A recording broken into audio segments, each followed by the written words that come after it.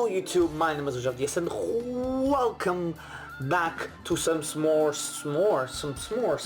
Smash Brothers Ultimate DLC Volume 2 speculation. No, not really speculation, just talking about two characters because, well, today is the 7th of June and we are God knows how many days away from getting an arms rep in Smash. And I thought, why not now to make this video.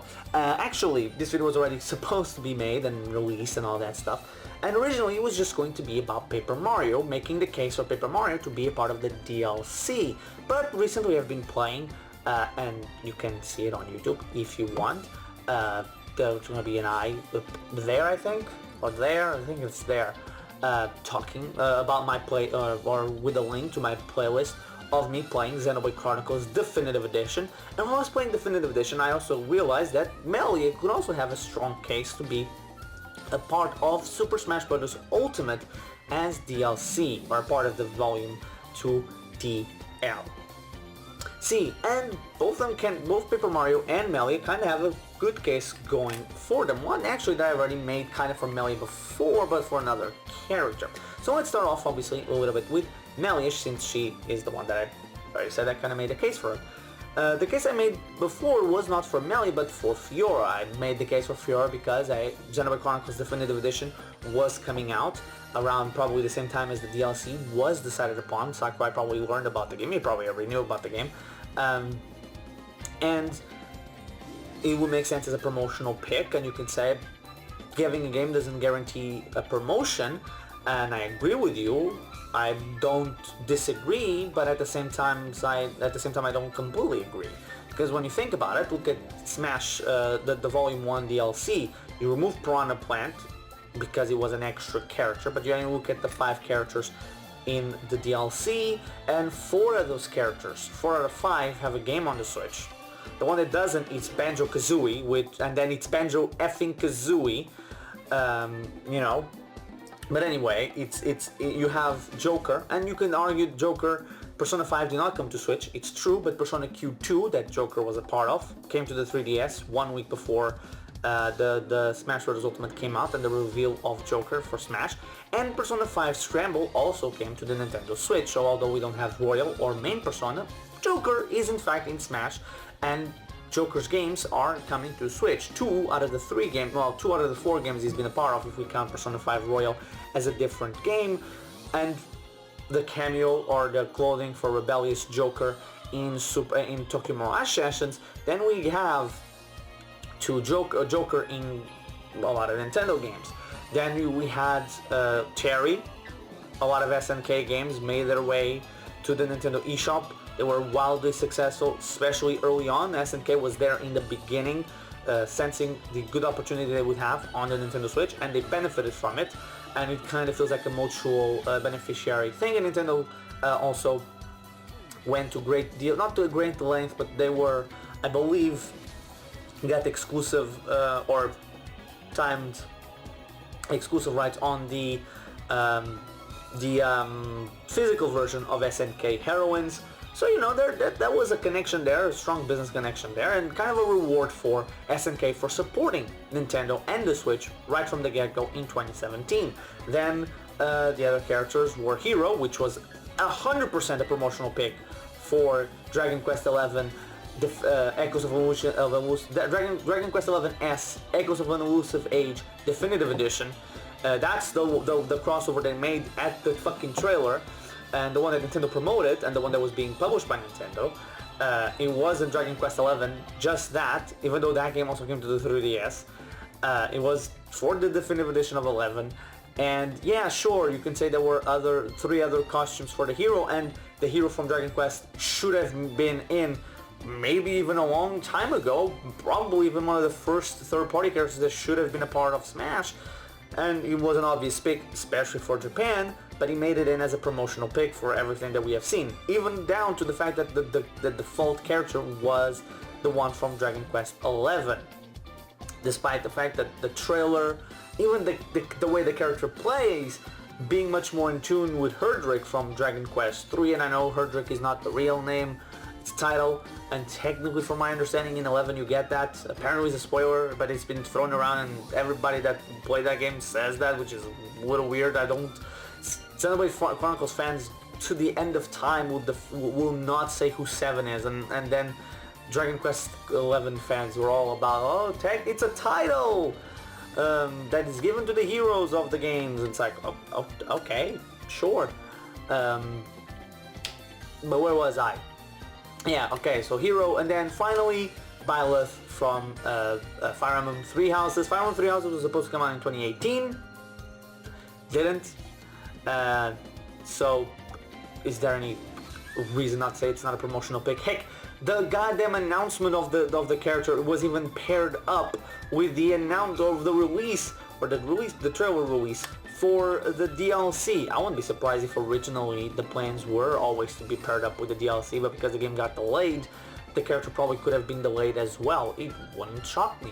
Honestly, if the game was supposed to be 2018, they were like 2018 or early 2019 or earlier 2019. I wouldn't be surprised if they were like, Byleth is the November character, and like, ah shit, we can't do it. It would even go hand in hand basically with the announcement of more DLC, because I think, like, think about it. Terry was already kind of a shocker that a lot of people didn't particularly care, but like Byleth would have drew hate. It was Hose Mad Part 2.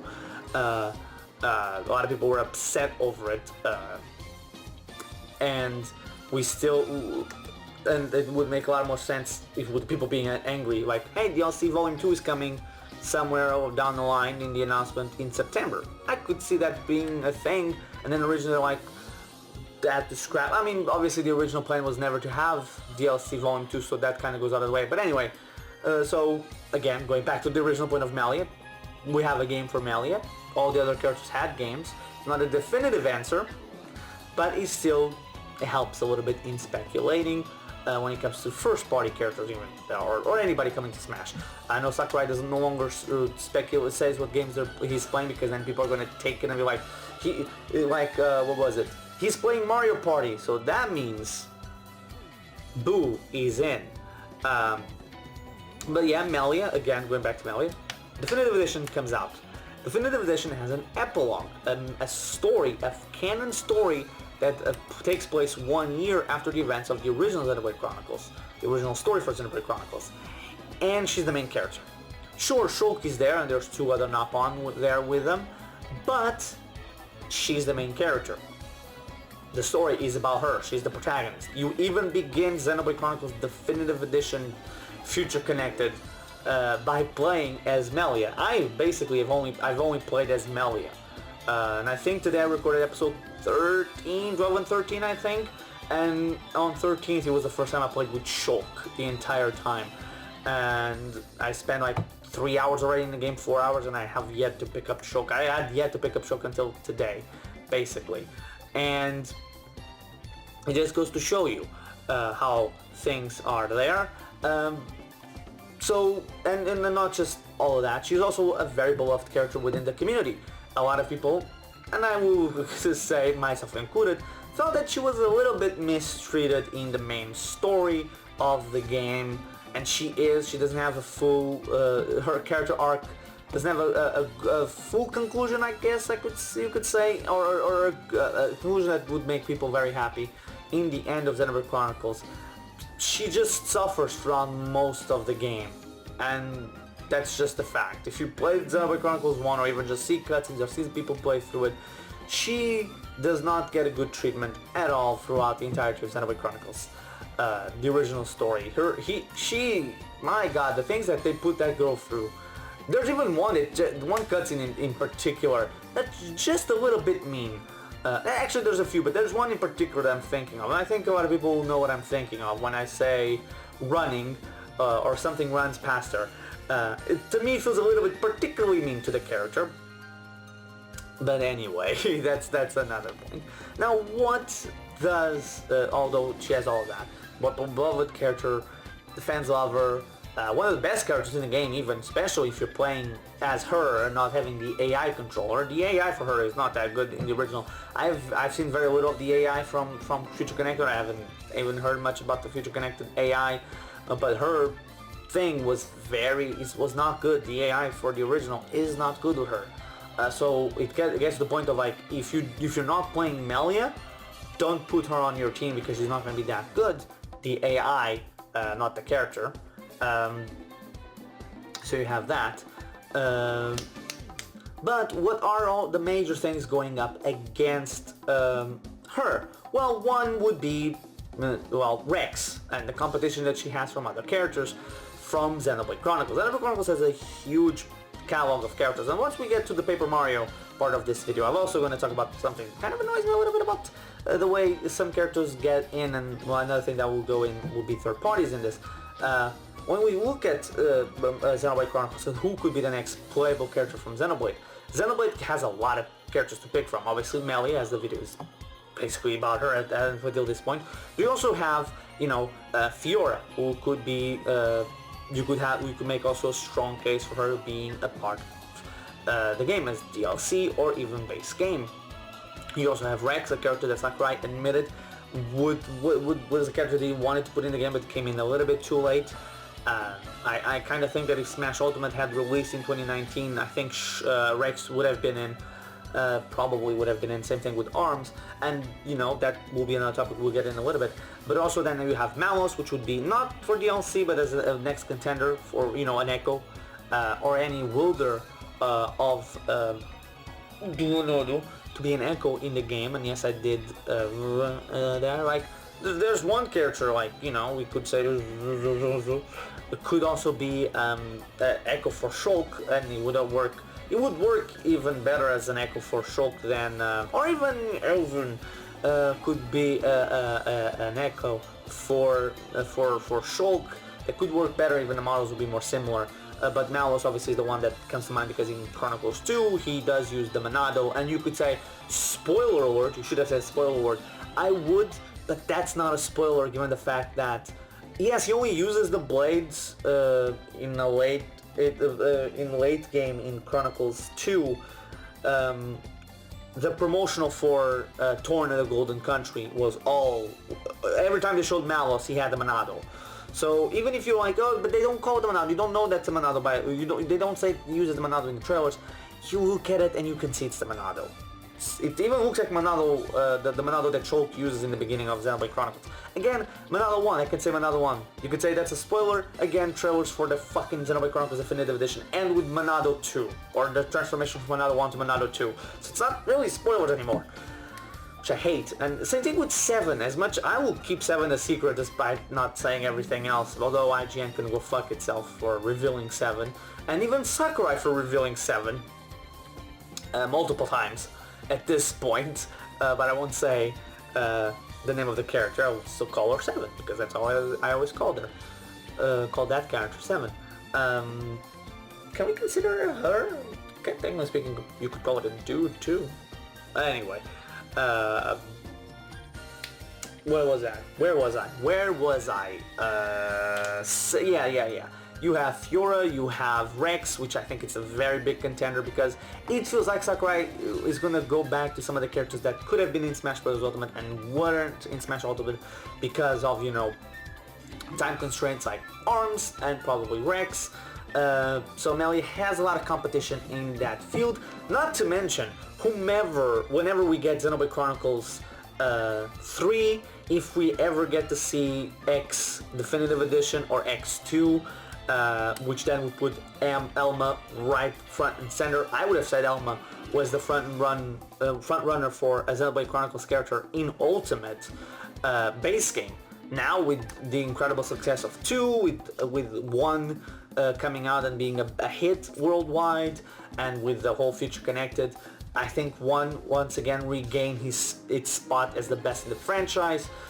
Honestly, if I had to say, all 3 games have their good things and bad things. I would say overall 1 is the best, has the best story in my opinion, and also exploration and combat is not that bad. It's good, but compared to the other 2, I would say that exploration it loses to X, but then I think X loses in gameplay and story. Even if you have to do the side quest, I don't think X's story is that good. But then again, it's book 1. It feels like book 1 of like a 10-book series. or at least 3 book series, and 2 has by far the best gameplay. I think it's a rhythm game. I know people are like, oh, it's a mindless cinematic game, but it's actually, it has a lot of rhythm, and once you get into it, it's very fun to go through, like, do the combos and stuff. And the game never tells you. That's the brilliant part of it. You just learn it by yourself. Until recently, I did not know that you even could do the timing combos into swapping blades, which is awesome, and I never noticed that. It just makes the game that much better when it comes down to it.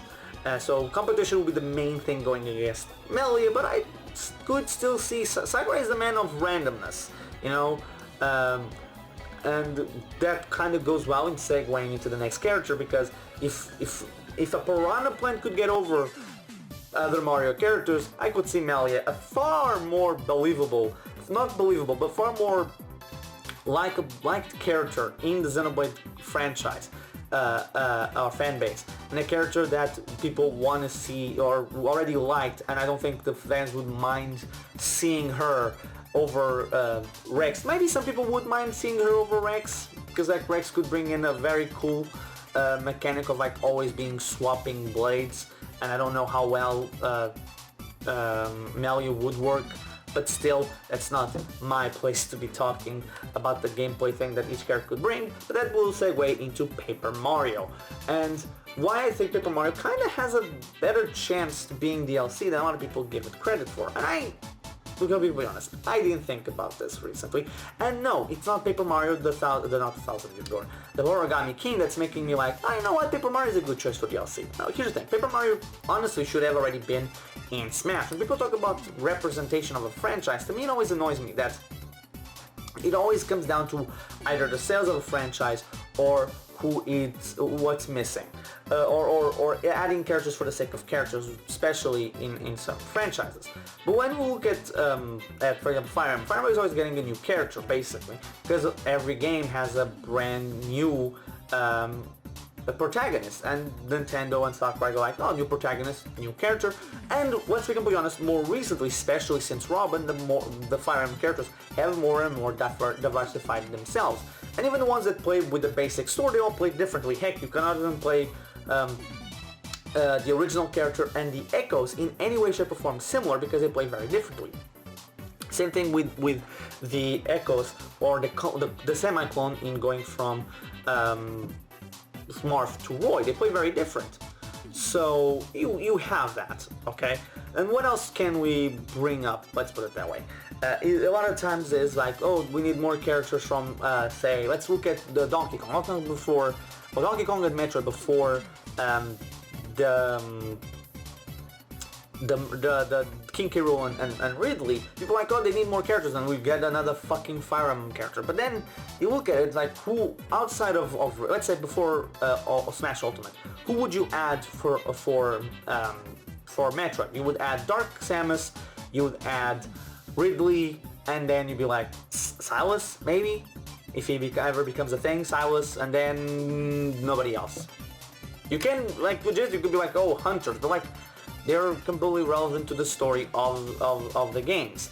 And, you know, if you're going to complain about, I've even seen the people already say that, like, characters like Byleth and stuff are filler, then the Hunters would be filler. They're just adding characters for the sake of adding. Same thing for Donkey Kong. At this point, even before K. Rool, who was missing? K. Rool and maybe Dixie. You could make a case for Cranky, you could make a case for Funky, but I can see Funky as an Echo actually, but everything else after that, it's just like, you're just adding for the sake of adding. Piranha Plant kind of even makes it seem, although it's a unique character, it goes much more in line with being filler than anybody else on the roster. If we add in the next protagonist from a Fire Emblem game or the next villain from a Fire Emblem game, I'll be like, makes sense, it's a main character. But if they add a character from, like, it's a random Fire Emblem guard, I'll be like, filler. There's a bunch of other characters that make sense over it. And for Paper Mario, I don't know why I went on that crazy rant over representation, but Paper Mario, the thing that made me think about it wasn't representation for the Mario RPG series, which should have already been in the games when you think about it. I can get not having Geno or a Super Mario RPG character in, but not having a Mario and Luigi RPG character, or it makes no sense to me. Oh no, actually, Super Mario RPG I can get it. The Paper Mario and Mario and Luigi RPG series make no sense to me not having something in the games as playable characters, or even assist trophies as far as I know. I don't think there's any assist trophies coming from those games, which again, kinda dumb in a sense, because like, why aren't they represented yet? You know, they make more sense, and they would be. You can make good characters out of them. But Paper Mario, the reason I think about Paper Mario is like, we've been hearing about this whole supposed Nintendo 35th anniversary for the Mario series. So let's say that happens. That Paper Mario is the first step, although Nintendo is not marketing it as part of the 35th anniversary. Let's say next week we get a trailer for 3D All-Stars, or whatever they call it, 3D World Deluxe, and it's for the 35th anniversary. I could see last year Nintendo going to talk about like, hey, Paper Mario, like, we're doing more DLC, we choose who the DLC is because they did it for Pack 1, we choose who the DLC is, and we want to celebrate the 35th anniversary with a character that kind of honestly represents the 35th anniversary of Mario better than Geno would, sorry Geno fans, in the shape of Paper Mario. I know Geno is a part of the first Mario RPG, but Paper Mario is a big series. And it's one that also has no representation yet, which makes no sense. And it would be the easiest one of the two to get in because, you know, not having to negotiate with Square Enix, they could be like, let's just get a character that we own and be done with it, instead of going to Square and be like, hey guys, can we get your character to celebrate our anniversary? And also, you know, 35th anniversary of Mario, Paper Mario. Kind of makes more logical sense. Now, what would go against Paper Mario being in Smash or being DLC is the fact that it's still Mario. If people were upset over Byleth, I could see a lot of people also being very upset over Paper Mario because they'll be like, we already have Mario, why would we need another Paper Mario? And it goes with the whole thing of like, you know, we already have 3 Links and we already have 4 Moths. Did we really need another Mario? To have 3, you already have 2 Marios. Do we need a 3rd Mario? I can see that, but I also don't think Nintendo would give a shit. Case in point, Byleth. Case in point, Hero of Nintendo and Sakurai being like, fuck you, we don't give a shit about what you have to say, we'll just do it. And you're gonna complain about it. But, you know. But anyway, I guess those were my rambling ideas. I don't even know how to end this video, but I guess I'll end it here. I will thank you for watching this video. Although the Paper Mario part ran pretty well, pretty thing. I was like, it's just, you know, 35th anniversary just came to mind. And honestly, the original version of this, I made like 10 minutes of Paper Mario, and all of it kind of basically came down to what I just said. 35th anniversary makes more sense. And if there is a 35th anniversary celebration and they wanted to include him in Smash, it would make more sense than like Geno or any other Mario character, because it's Mario. But anyway, tell me in the comment section, what do you think about the possibility of these two? Not that they're 100% going to be in, or if you believe in their non-inclusion, like assuming for a second that they are going to include another Mario character and another XenoBlade character, which seems likely at this point that at least XenoBlade would get in one, given the fact that Nintendo's really pushing that franchise and Sakurai already wanting Rex. Who would you think would be from those two franchises should Melia and Paper Mario not be included? But anyway, thank you guys for watching. I've been the Legend of DS. Remember to like, comment, subscribe, and share if you want. There will be always not only the eye in one of the corners and the video or the link at the end for my future Connect playthroughs. So thank you for watching. See you guys next time.